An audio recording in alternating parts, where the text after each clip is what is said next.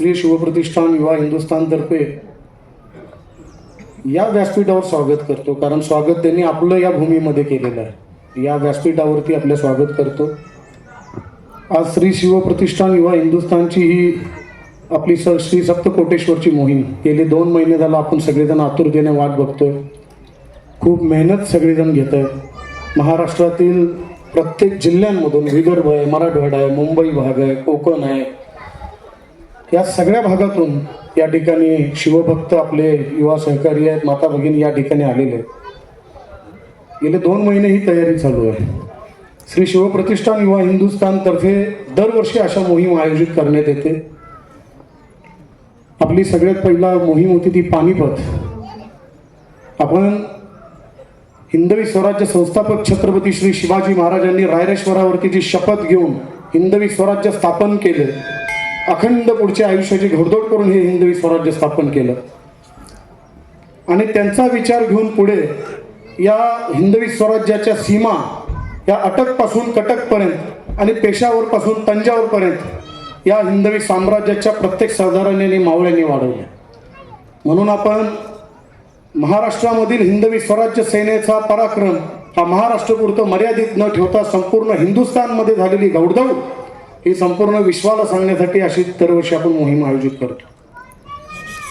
मोहीम पानिपत, मोहीम गोवळकोंडा, मोहीम सुरत, आतापर्यंत खूप चांगल्या पद्धतीनं हजारोंच्या संख्येमध्ये शिवभक्तांच्या सहभागानं त्या भागातील नेतृत्व असेल, सामाजिक कार्यकर्ते असतील, आपले हिंदुत्ववादी असतील, हिंदू बांधव असतील, या सगळ्यांच्या सहभागानं यशस्वी पार पडलेले. मी जास्त वेळ बोलत नाही, मला फक्त प्रास्ताविक करायचं आहे. मात्र ही गोव्याची मोहीम श्री सप्तकोटेश्वर मोहीम गोमंतक ही आपण यावर्षी आयोजित केली. कारण मी थोडक्यात सांगतो साहेब, जे हिंदुस्थानवरती जे परकीय आक्रमण आले आणि त्या प्रत्येक आक्रमकाने इथं येऊन हे राज्य त्यांचं स्वतःचं स्थापित केलं आणि ते केल्यानंतर येथील असलेल्या हिंदूंवरती प्रचंड अत्याचार केले, छळ केले, बलात्कार केले, धर्मांतरण केलं. हे सगळं गेले कित्येक शेकडो वर्ष या भारत भूमीमध्ये घडतंय. लव जिहाद, गोहत्या, अनेक या क्षेत्रामध्ये आपले सर्व युवा सहकारी तुटून पडतायत आणि हे थांबवण्यासाठी जीवाचं रान करतायत. त्याचबरोबर सगळ्यात मोठी समस्या जी आपल्याला भेडसावते ती आहे धर्मांतरांची, जी दिसत नाही पण सगळ्यात घातक अशी समस्या आपल्या देशापुढे आहे. ज्यावेळी छत्रपती श्री शिवाजी महाराजांना या गोमंतक भूमीमध्ये चाललेले अत्याचार समजले होते, आपल्याला माहिती आहे उकळत्यात तेल टाकलेलं आहे, त्या हातकतरो खांब आहे, या ठिकाणी 2 हात तोडायचे, धर्मांतरांसाठी प्रचंड या ठिकाणी अत्याचार सहन केलेले आहेत. आणि त्यानंतरही या गोमंतक भूमीमध्ये कट्टर असे हिंदू आज आपल्याला बघता येतं. मग हा अत्याचार जेव्हा छत्रपती शिवाजी महाराजांना कळला त्यावेळी त्यांनी गोमंतकची स्वारी केलेली आहे.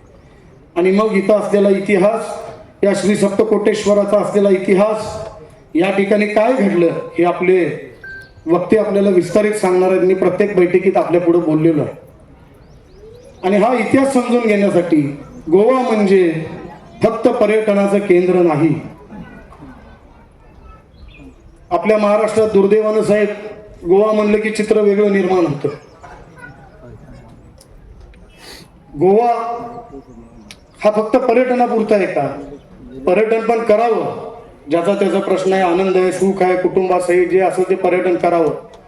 मात्र फक्त पर्यटनापुरता आपला गोवा नाही. आपला गोवा ही दोन्ही छत्रपतींच्या पदस्पर्शानं पावन झालेली ही पुण्यभूमी म्हणजे गोवा आहे.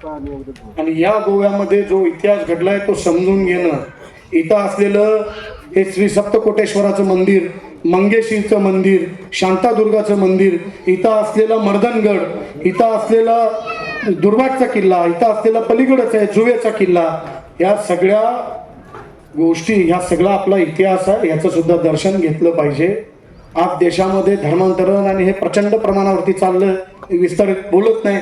देश तोडण्यासाठी अनेक शक्ती, इस्लामी दहशतवाद, बॉम्बस्फोट करून, लव जिहाद करून त्यांचे प्रयत्न सुरू आहेत.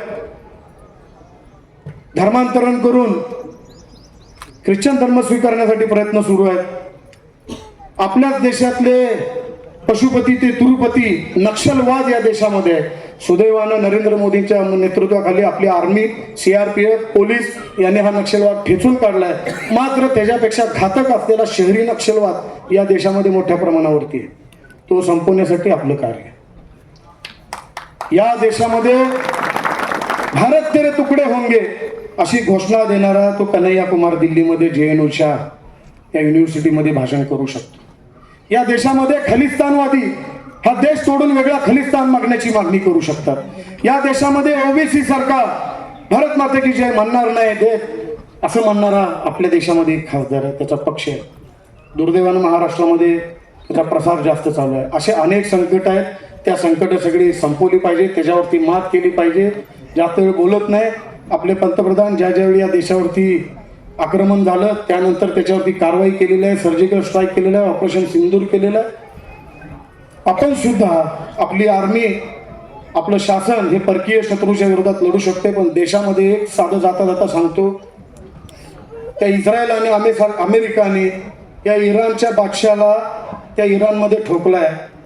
खाली सुरुंगामध्ये खाली लपला होता, तिथंपर्यंत मिसाईल टाकून त्याला ठोकला. मात्र त्याच्यासाठी रडणारे आपल्या हिंदुस्थानमध्ये हजारोंचे मोर्चे निघाले. मारलं इस्रायल अमेरिकेने, मेला तो इराणचा बादशाह. मोर्चे इथे निघतायत आणि शिव्या कोणाला देत आहेत? नरेंद्र मोदींना, आमच्या पंतप्रधानांना, की तुम्ही याच्यामध्ये मध्यस्थी केली नाही, मदत केली नाही.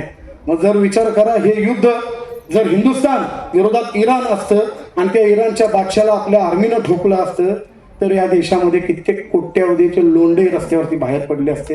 एवढाच विचार करा. मी जास्त बोलत नाही. आमचा उद्देश खूप चांगला उद्देश घेऊन या ठिकाणी आलोय. या श्री सप्तकोटेश्वराचा इतिहास आपल्याला जाणून घ्यायचा आहे. भगवान कृष्णाने ज्या शिवलिंगाची पूजा केली होती ते हे सप्तकोटेश्वर मंदिर आहे. इथल्या कदंब राजाने या ठिकाणी कदंब राजांचं हे कुलदैवत आहे. अनेक गोष्टी आहेत, आपले मान्यवर सांगतील. मी फक्त आपल्याला एवढं सांगू इच्छितो की ही मोहीम म्हणजे फक्त कार्यक्रमापुरती नाही आहे. ही मोहीम तुमचं आमचं एक नातं हिंदू म्हणून जोडलं गेलं पाहिजे याच्यासाठी मोहीम आहे. ज्या ज्या ठिकाणी आम्ही जातो त्या त्या ठिकाणी आम्ही आमच्यासोबत आमची माणसं जोडत गेलो. तेव्हा असा देशभर हा पराक्रम गाजवलेला आहे, त्याचा इतिहासाचा जागर करतोय. मला विशेष आवर्जून या ठिकाणी मला मुद्दाम सांगायचं आहे, इथले स्थानिक आमदार प्रेमेंद्रजी शेट्टे साहेब, डॉक्टर चंद्रकांत शेट्टे साहेब, त्याचबरोबर इथले नगराध्यक्ष आहेत, यांनी इतकी आपल्याला या ठिकाणी मदत केलेली आहे. आमचे संतोष भाऊ आहेत, इतकी या ठिकाणी आम्हाला मदत केलेली आहे. या ठिकाणी असणारे राष्ट्रीय स्वयंसेवक संघाचे जे सगळेच स्वयंसेवक आहेत, इथल्या अनेक नेतृत्व आहे. या ठिकाणी आपल्याला कुठलीही आपल्याला अडचण यांनी जाणवून दिलेली नाही. म्हणजे एखादा जावई सासरी गेल्यानंतर सासरवाडीमध्ये जेवढे लाड होतात तसे लाडे आपल्या सगळ्यांनी केले. प्रत्येक ठिकाणी सगळी व्यवस्था आपल्याला उभी करून दिली. मी खरोखर आपल्या सगळ्यांना म्हणजे ऋणी राहीन आयुष्यभर आपल्या. आणि असंच आपल्या सगळ्यांना मी आवाहन करतो की आपण इथून पुढेही ज्या ज्या ठिकाणी मोहिमा होतील या ठिकाणी आपण सहभागी व्हावं. ज्या फोंडा किल्ला म्हणजे मर्दनगड आहे त्या ठिकाणी कृष्णाजी कंकांनी स्वतःचं बलिदान दिलं. त्या कृष्णाजी कंकांचे आत्ताचे वंशज सिद्धार्थदादा कंक आहेत, त्यांचे कुटुंबीय आहेत या ठिकाणी उपस्थित आहेत. त्याचबरोबर आपण या पालखीमध्ये जी तलवार, या पालखीमध्ये जे खड्ग ठेवलेलं आहे त्याच्यावरती 2 शिक्के तुम्हाला दिसतील. 2 शिक्के म्हणजे 100 शत्रू मारले की 1 शिक्का त्यावेळी मिळायचा. आता जसं मेडल असतं तसं 200 शत्रू मारलेली हे 2 शिक्के असलेली ही तलवार ही आपल्या पालखीमध्ये आहे. आपण सगळ्यांनी याचं दर्शन घेऊन जायचं. नरवीर तानाजी मालुसरेजी यांचे वंशज इथले नितीनजी आहे. आपले सर्व व्यासपीठावरचे मान्यवर, आपल्याला मी खूप खूप आपला ऋणी राहीन.